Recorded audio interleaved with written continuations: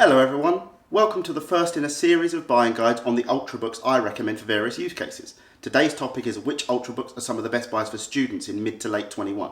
We have options ranging from about £400 up to over £1,000 to suit all budgets, but first let's define what an Ultrabook is. So the term Ultrabook was coined in the early 2010s by Intel as a specific designation for a certain type of thin and light device that met a series of criteria such as size, storage speed and battery life. But the name stuck as a colloquial term for any thin and light laptop that was still powerful and capable. They typically offer a premium feel with either an all-metal or mostly metal chassis, slim bezels on the display and a highly portable form factor. One caveat I'll throw in is that I'll only be looking at 13 to 14 inch models here. Anything larger you tend to get a heavier, beefier device that to me at least negates a lot of the portability and promise of a student laptop, moving from halls, classes, the cafe or pub for essay writing and the ability to do a bit of everything. A lot of these machines I'll be discussing in this series of videos offer larger sizes at 15, 16 or 17 inches, so do check those out if that's more your speed. But at that point where they all creep over 2 kilos, why not just go the whole hog and get a chunky gaming beast for the extra power? So, without further ado, let's begin. Starting with the cheapest and going up through budget, along with some at the end that have been announced, but that I couldn't find UK pricing on. Now I'll be comparing the performance using CPU data from CPU Monkey for Geekbench 5 and Cinebench R23 scores, as well as GPU data from Laptop Media for Firestrike and the OpenCL benchmarks from Geekbench's benchmark lists. I'm using two different CPU benchmarks because Geekbench is a fairly quick task and Cinebench is a more demanding workload that taxes higher core counts more effectively. Remember that these are what the chip gets in the average chassis, so expect some variation due to cooling capabilities. These are just a very, very rough guide. Now I'll also be including environmental impact scores from the Greenpeace Guide to Greener Electronics from a few years back, as well as the most recent ratings I could find on ethical consumer, where applicable. I'm including both because they differ in places, due to ethical consumers' broader emphasis on issues in the supply chain, such as labour rights, as well as other concerns such as tax avoidance practices, sustainability, etc.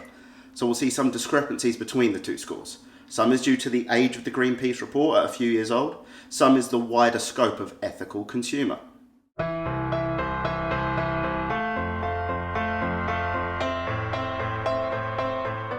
So to start with, we have a brand you probably haven't heard of, Chewy. They're a Chinese brand that has managed to make a very compelling device in terms of physical design at a staggering price point. It ticks all the boxes for a generally decent experience. It's obviously heavily inspired by the current industrial design of the Macbook, with an all-metal body, rounded corners, the cutout for lifting the lid, and the dark keys against the lighter frame.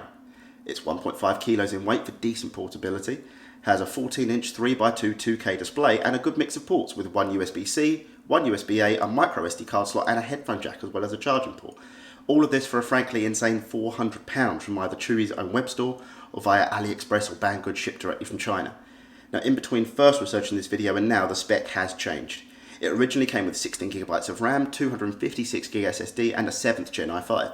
They've since dropped the RAM to 8GB, which should still be more than enough for a budget laptop, just for writing papers and watching media content, but the reason they dropped the RAM is because they upgraded the CPU to an 8th Gen i5, specifically the i5-8259U. This chip actually powered loads of the earlier versions of the high-end laptops we'll encounter later in this list and some of the others we'll be looking at. So going by the data on that chip from CPU Monkey, we can expect Geekbench scores around 970 for single core and 3900 for multi-core, and Cinebench scores of 900 and about 3600. You'll see how respectable these scores are once we flesh it out with some of the later laptops on this list, especially the multi-core scores. For graphics, the integrated GPU scores around 6,700 on the OpenCL listing. In terms of bang for the buck, you can't go wrong with this.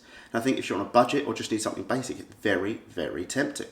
There are no environmental scores on either report for this brand, as they're largely unknown outside of their home market in China.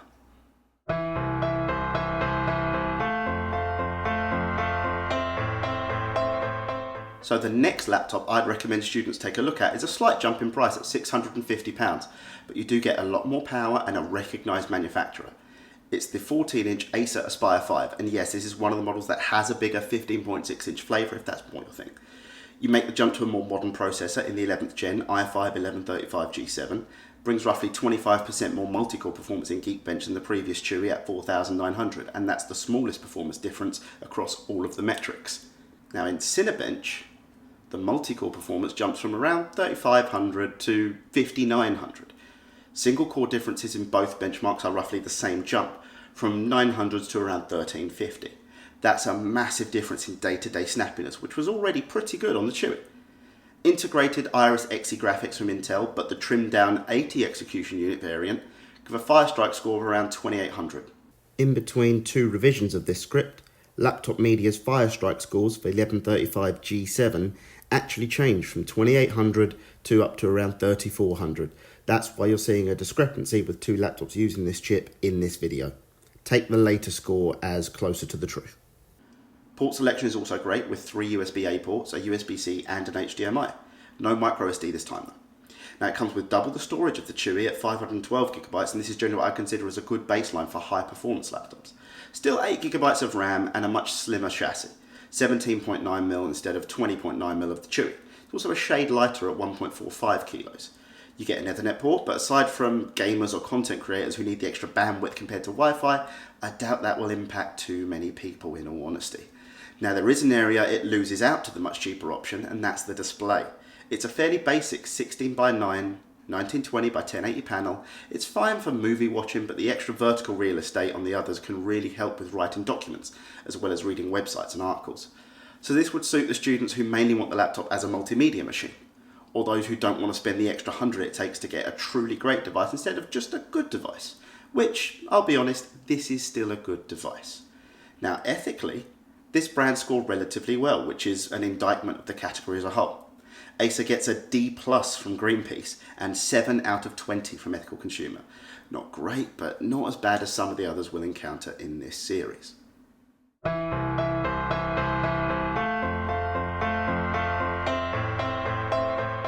So this is a last-minute addition to the script before filming as it's so new, and it seems it's not a US SKU yet, so most of the reviews are from Asia or Europe. But here we have the Slim 7 range, an expanded update to one of last year's greatest laptops, the Slim 7. That used the Ryzen 4700U, or if you were lucky you could find the 4800U variant, but that was essentially vaporware as they couldn't make enough to meet demand. There are now 3 versions of this device to consider, each with the same chassis, display and ports, just some minor differences. The first variant we'll discuss is the Slim 7i Carbon. This new variant for 2021 is lighter, made with the same magnesium and carbon fibre elements that make the X1 Nano such a delight. Expect weight of just under a kilo, thickness of 14.9mm, and 3 USB-C ports with power delivery and DisplayPort, 2 of those being Thunderbolt. Yes, Thunderbolt, so it's using the Intel Tiger Lake chips we've seen before, specifically the i5 1135 G7, with 8GB RAM and 256GB SSD for £800. The fact they've packed all this into a stunning, slim, light chassis in its lovely finish is commendable, and reviews praise the keyboard despite acknowledging shallower travel. So you get great productivity work and some basic creative tasks like photo and video editing, though it might struggle with high-end 4K video work compared to a dedicated GPU. Now, Lenovo tend to be reliable. They've been my last 3 computers going back to my own student days at university in 2008, and they've always performed well, even when they begin to show their age. The display is another highlight, a 16:10 QHD display that covers 100% of the sRGB gamut. For this price, that's a great find. Those 300 nit brightness means it might not be ideal for outdoor use. Another slight caveat is apparently the fans can get a touch loud, which is understandable for such a thin, light, beautiful device running more power-hungry Intel chips. But nonetheless, it's a wonderful device, it's a great all-rounder, and a good alternative to some of the ThinkPad line for those on a budget. Now then there's the bog standard Slim 7i, non-carbon, which is the exact same device with a more traditional material. Clocks in at a still svelte 1.25 kilos. Everything else is identical though, so you can get either the same spec for £50 less, or in this option they have the upgrade to the i7 1165 G7. Not only does this improve the CPU performance from around 1350 in single-core Geekbench up to 1490, and from 4900 to 5870 in multi-core performance, but you get the increase in graphics performance too as you move from 80 execution units to the full-fat 96 unit version of Xe graphics. Firestrike scores for comparison jump from 3390 to 4450, a huge jump. Now if single-core performance and day-to-day computing is all you're after, I'd say the i5 is still a great bet. Now lastly, there is an AMD version, just called the Slim 7 once more. Again, the exact same chassis, though at 1.21 kilos, it's somehow 40 grams lighter than the Intel version. You keep the excellent display, slim and light build, and the physical ports are 3 USB-C. However, those are no longer Thunderbolt, instead being Gen 2 with power delivery and DisplayPort. Comes with either the 5600U or 5800U for $750 or $850. This is the big kahuna, with GPU performance sitting just below their equivalent Intel chips, Around 3100 and 3900 in Firestrike, but a monstrous jump in CPU power. If we compare the 5800U to the 1165 G7, it's a bloodbath.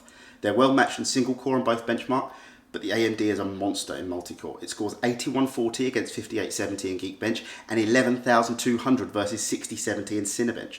That's because it's using 8 cores and 16 threads instead of 4 cores and 8 threads. So unless you need Thunderbolt or are desperate for an even lighter design in the carbon, then the Slim 7 for 2021 with AMD looks to be a powerhouse. Ethical scores for Lenovo don't make for great reading either. A C- from Green Priest and a 6 out of 20 from Ethical Consumer. Though as bad as they sound, that's actually pretty average for the category, sadly.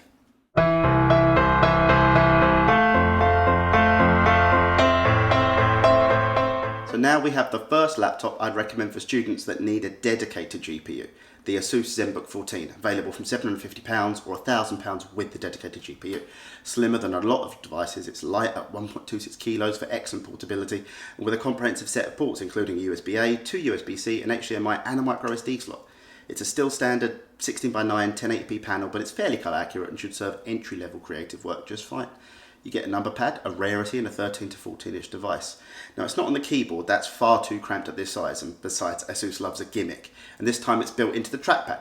Just tap the corner and it turns into a calculator-style display for data entry. Speaking of gimmicks, the Ergo hinge, as they call it, is a bit of extra material on the back of the display that raises up the back of the chassis a few millimetres, gives a nicer typing angle and improves airflow and audio by raising it ever so slightly off the desk or table. Now the reason I'm mentioning creative tasks so often is a little surprise that's hidden under the hood. So for the CPU, it's running either the Ryzen 5 4500U, Ryzen 7 4700U, or the i7 1165 G7 from Intel, with 8GB of RAM on the Ryzen models and 16GB on the Intel. So you get good multi-core scores for 750, 5620 in Cinebench, or great multi-core performance for 850 with the 4700U, scoring a whopping 6870. Adding good battery life and acceptable single core 2 for a really nice all-rounder with a very efficient design. But its trump card is its graphics, where the Intel model has the dedicated Nvidia Mx450.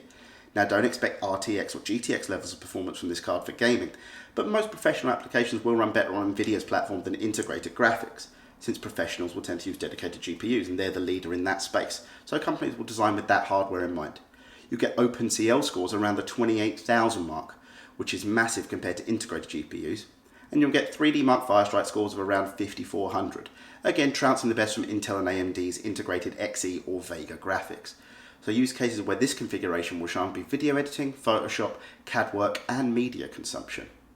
Now another smaller option from Asus is the newly announced Zenbook 13 Oled, a 13.3-inch display that has claims of 100% DCI-P3 colour gamut, even thinner at 14.9mm instead of 16.9 for the Ryzen 4000 models and 19.9 for the i7 with the Mx450, and with a 5800U seen in the Slim 7 for great performance. You do lose the Nvidia graphics chip, instead relying on integrated Radeon Vega, but for general tasks and light esports gaming titles, that's still plenty. Now, ethical scores from this manufacturer are an 8.5 from Ethical Consumer, which is actually class leading, and a D from Greenpeace. So it's similar to the Acer for resources, energy and chemicals, but better from the other standpoints.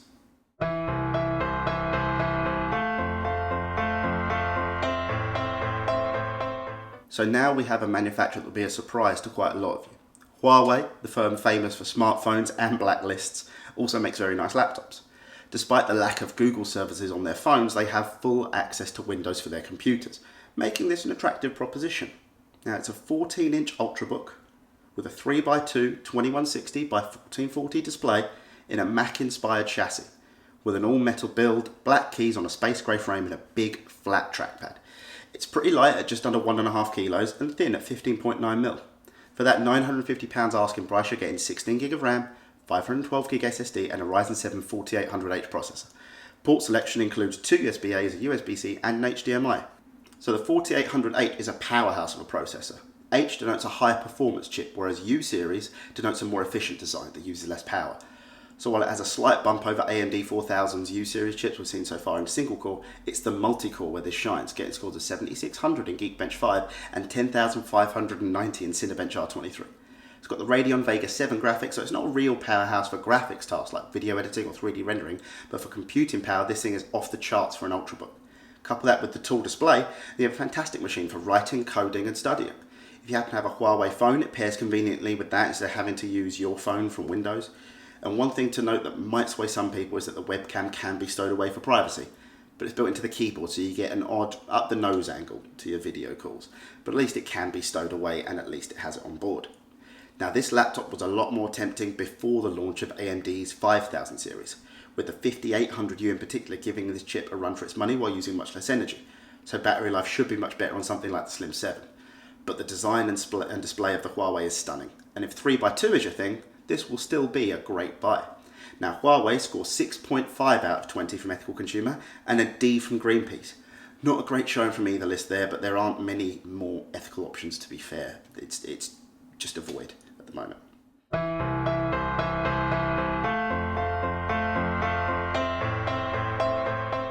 Now we get to the elephant in the room.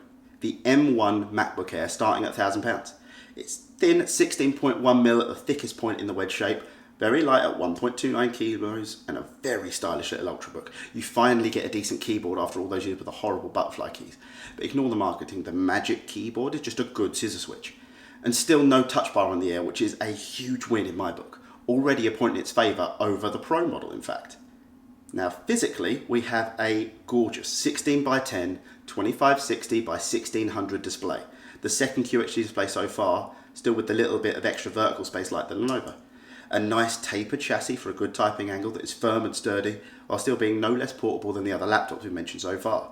Fit and finish is definitely a step up here, comparing more to the higher end Ultrabooks I'll be covering in the list for creative work and productivity tasks. Now for the base price you get 8GB of RAM and 256GB SSD. With the current line of MacBooks, 8GB of RAM seems to be fine if you're just using it for day-to-day tasks. If you're doing editing videos or rendering models, I'd make the jump to 16GB for £200 extra. I would recommend increasing the storage as well, but at £200 to go from 256 to 512GB, it seems extortionate, and I'll be doing a separate video on storage pricing and ways to work around it. Now port-wise, you get two USB-C ports that are Thunderbolt 3. These handle charging, display out, and data, and that's it. I would like at least one USB-A for peripherals, and while I can live without HDMI with that USB-C, an SD card or micro SD card will suit my needs nicely. Here port selection is forgivable though given the target market. On the Pro it's inexcusable. Luckily there are whispers that the SD card could return on the rumoured 14 and 16-inch models for later this year in an update. Now as far as performance goes, it is a great leap forward for the Air.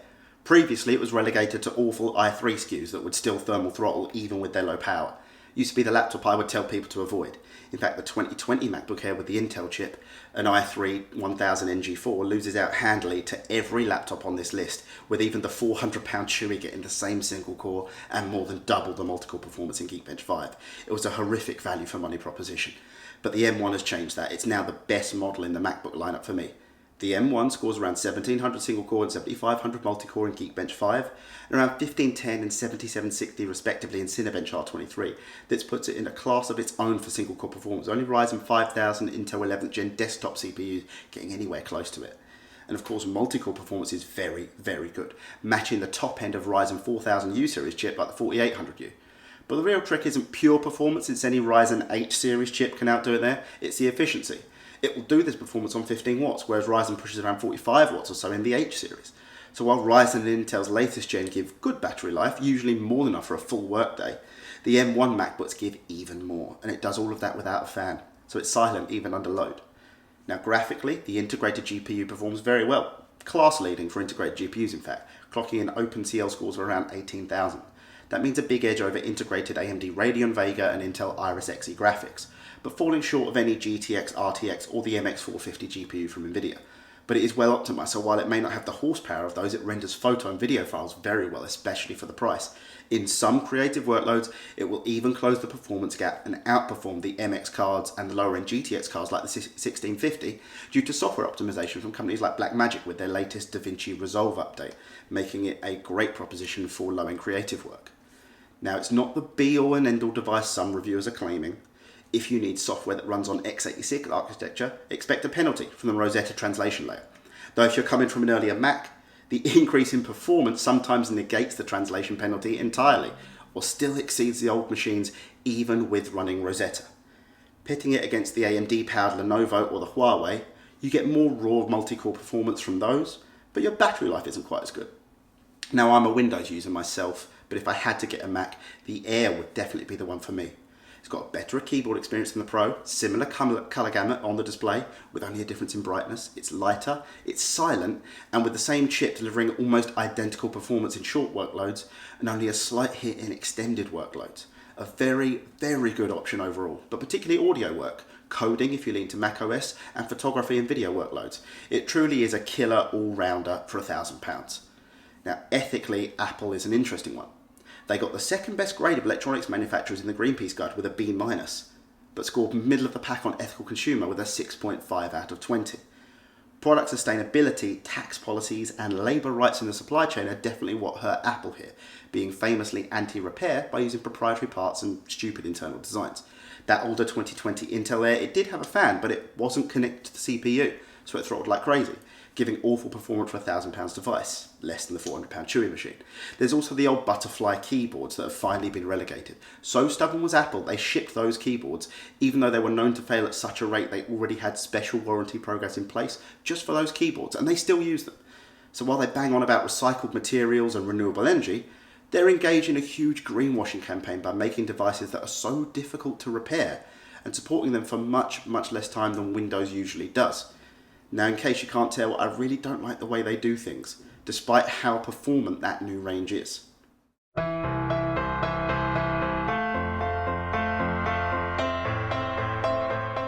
So here we have one of the worst named laptops on the list, but a very good machine nonetheless. Despite the awkward naming, it is essentially the best bang for your buck Evo laptop out there. You get the 1165 G7, so good performance for a thin and light laptop.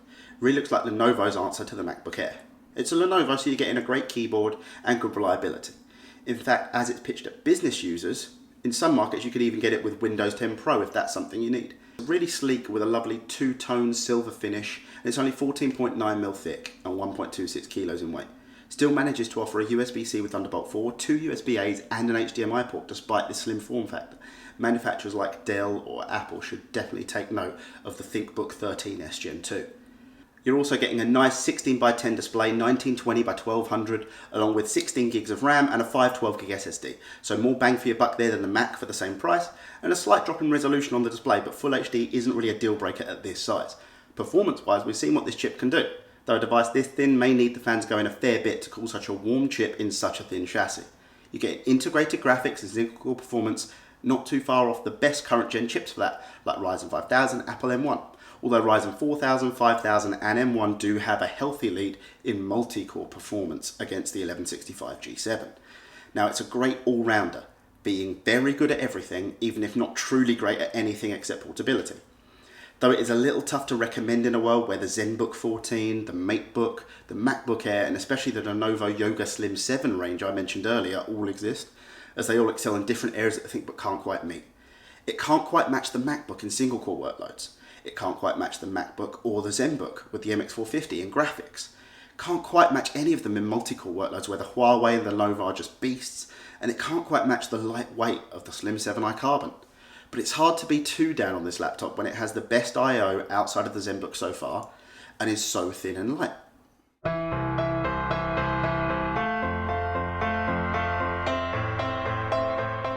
Now, another name most consumers don't necessarily associate with laptops is our next brand, Samsung.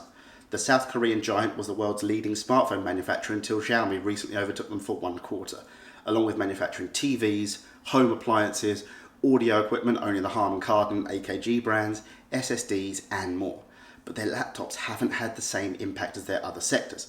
Largely in the past it's been down to price themselves out of the market, like the Galaxy Book Flex series, or making poor decisions like their otherwise excellent Chromebook from a year or so ago having disastrous battery life. The Galaxy Book Pro line might change all of that. Marrying the thinnest design here at only 11.2mm thick, similar to another laptop we'll be seeing later on, it has a lovely Full HD AMOLED screen that should be fantastic for consuming content, and the weight is astoundingly light at only 868 grams, so it's razor thin and it's paper light. Physically, you're getting an i5 1135 G7, 8GB of RAM and a 512GB SSD. And for port selection, we're getting a microSD, USB-A, HDMI and 2 USB-Cs, one of which is Thunderbolt. All the ports are a known commodity and all the parts are a known commodity, and it's very tempting and somber when you put them all together in such a portable chassis. Now for students, it also has a quick share feature similar to Apple's AirDrop for convenience. It has second screen capabilities with a Galaxy Tab, and if you're artistically inclined, you can pay a little more to get the Pro 360. It's a slightly heavier 2-in-1 with a pen included. And by slightly heavier, I mean it's still only 1.05 kilos. So it's actually still one of the lightest we've seen so far, even with the extra hinge material 2-in-1s tend to need. Now ethically, Samsung are pretty terrible, scoring a 3.5 in ethical consumer and a D- from Greenpeace. Such thin light devices as these aren't going to change that perception, as everything will likely be soldered in place, making upgrades or repairs nigh on impossible. This is the end point of people's obsession with thin and light, treating tech as a disposable item in a few years' time with no regard for e-waste. Apple led the charge, but Apple and Samsung copy so much back and forth it was only a matter of time one or both would push it to the nth degree like we see here. Soldered chips, complete SoCs like the M1, like similar to smartphones, no upgradable parts, expensive repairs where you're pushed to buy new instead. And these are two of the biggest consumer electronics manufacturers in the world. Something has to change, surely.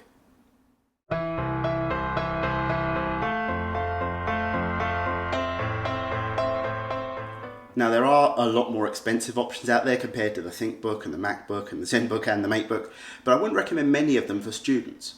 You have more important things to spend your money on, like beer, takeaways, and exorbitant rent prices.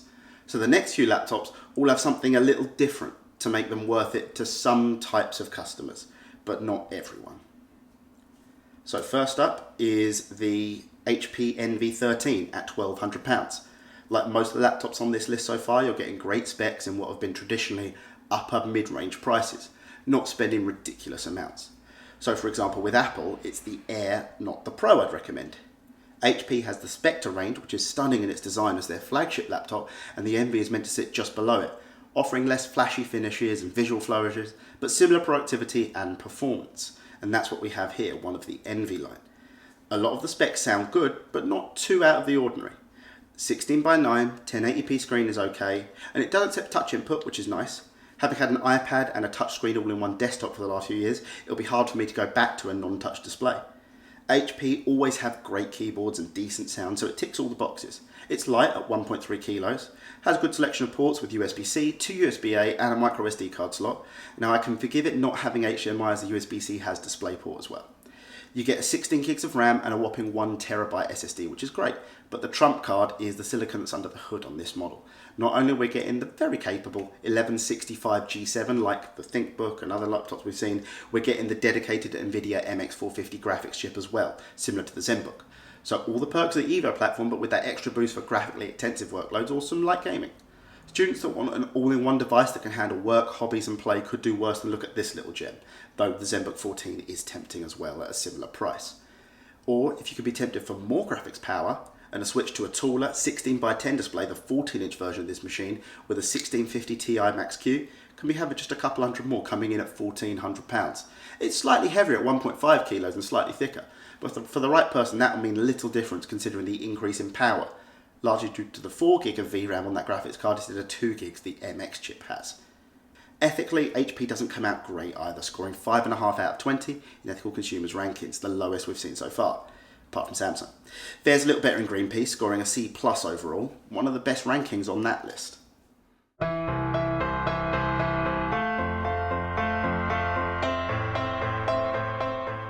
Now these last two that we have current UK prices on, I've bundled together, because they're two approaches to the same end, which is portability above all. We'll start with the LG Gram, which is the cheaper of the two at around 1300. It's 990 grams, under a kilo. Haven't held this particular laptop, but I've held a Galaxy Book S. They had a similar footprint and weight, and it was a truly unique experience. These laptops feel more like tablets than a full-size clamshell. So for those who prioritise weight first, it is one to consider, though with the Slim 7i Carbon or Galaxy Book Pro being an option, it might be hard to justify the increase in price to the LG Gram. You're still getting a very competent PC here though, with good battery life and performance from the 1165 G7 once again. It has a 1920 by 1200 16:10 display that's great for productivity, and it has wide gamut support covering 99% of DCI-P3 for great results for creative workflows like photo or video editing. You're also getting the best selection of ports so far with 2 USB-A, 2 USB-C, an HDMI and a micro SD card slot. If they found a way to throw an Nvidia graphics card in this, it would be the perfect creative Ultrabook. So if your routine as a student involves going from class to class, or you prefer to do your work out and about in a variety of locations, like cafes, pubs, libraries and all the other nice places we can't really visit too much at the moment, then this is a great option. If portability and port selection aren't the prime factor in your decision making, then it might be worth saving some money with the MacBook, the Slim 7 lineup, or the Galaxy Book Pro, which are all still under 1.3 kilos. Now, the update to 1610 and 11th Gen Tiger Lake processors make this a very compelling device for the right person who values saving weight above all else. Though, as I said before, there are other options out there. Now, they didn't really exist in years past. The Gram was sort of your only option, but that field is more contested. So the Lenovo X1 Titanium is a more interesting device though. It's less of a known commodity. For the first time since the Galaxy, we're dropping to an i5, in this case the 1130 G7 instead of the 1135 G7. It's about a 5% drop in performance going by the Geekbench 5 benchmarks from CPU Monkey. It's also £1,670, the most expensive laptop on this list. Generally, it's pitched as a premium business laptop, part of the ThinkPad X1 line that enterprise users love. That also means the trackpad has dedicated buttons at the top, and we get the famous little trackpoint nub as a secondary mouse input.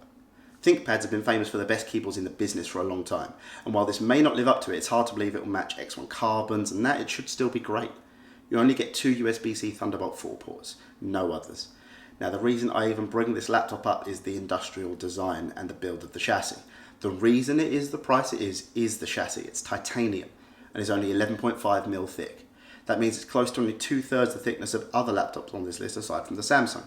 Lenovo sensibly chose a more energy efficient, less powerful i5 chip compared to the i7 chips it could have used, probably because this thickness, thermal throttling would mean performance is probably going to be near identical.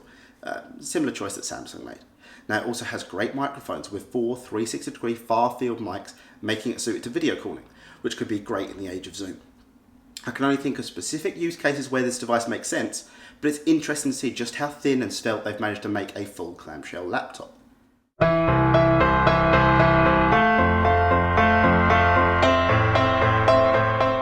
So here we have some space at the end to mention a few laptops that have some interesting options and configurations but no UK pricing. First, the Zenbook 13 OLED that I mentioned should get great battery life with the Ryzen 5800U and a vibrant, punchy display for consuming content on with that OLED panel. Next is the one that seems to tick every box for a lot of people. It's the Acer Swift X. It's a 14-inch powerhouse with a Ryzen 5800U and a 3050 Ti, but in a slim, lightweight design. Ryzen U series means fantastic battery life, and if you're only doing lightweight tasks, I'd recommend setting them to using the integrated graphics and save the GPU for gaming or video editing. It's priced at around $1,000, so if it's similarly priced in the UK, it could be a fantastic option. The 3050 Ti is a great little GPU, delivering by far the best graphic performance on this list. If you want to game in your spare time, that would be the one to get. It's hard to pin down exact performance in Firestrike or OpenCL scores since the power limit on the card isn't specified in many places, and if it's the lower 35-watt version that also seen in the Asus Flow X13, it isn't on either of those benchmark lists, but it's a promising all-round laptop. Now lastly, we have a curveball, but one I'm really excited to share, the Framework laptop from the new startup of the same name. Could be the perfect Ultrabook for people like myself who are concerned about the impact of their devices on the environment. You've got a 13.5-inch 3x2 display at over 400 nits that covers 100% of the sRGB colour space, a 1080p webcam for better video calling than any of the laptops on this list, and dedicated privacy switches for the camera and microphone for great security. Swappable RAM and storage shouldn't be something unique, but it is. And this laptop has it for 2 SODIMMs in dual channel and an M.2 2280 slot. But this goes one step beyond, offering a choice of the current 11th Gen Tiger Lake chips up to the 1185 G7, which delivers single-core performance of around 1560 in Geekbench 5 and 1640 in Cinebench R23, trading blows with Ryzen 5000 and M1 Max. It also delivers respectable multi-core of over 6000 in both benchmarks, meaning it can almost match Ryzen M1 again. But this device, the main board will be fully user replaceable, so you can upgrade the internals as needed every couple of years, like Trigger's broom. But the real jewel in the crown is the customizable ports. 4 bays on the device can be configured with any of the following options. The main port is a USB-C that's USB 4 compatible and can handle display and charging. Then the other options are a USB-A 3.2 Gen 2 port, HDMI 2.0, DisplayPort 1.4, microSD card with UHS 1 speeds, and 250 gig or 1 terabyte storage expansion options. They're also working on a high-end headphone amp, so they're opening up the spec to partners in the community so they can make more options.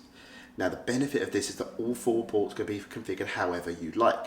So you could charge either side, or keep a USB-A for now, and then as you upgrade accessories over the years, you could swap it out to more storage or another USB-C when it's no longer needed.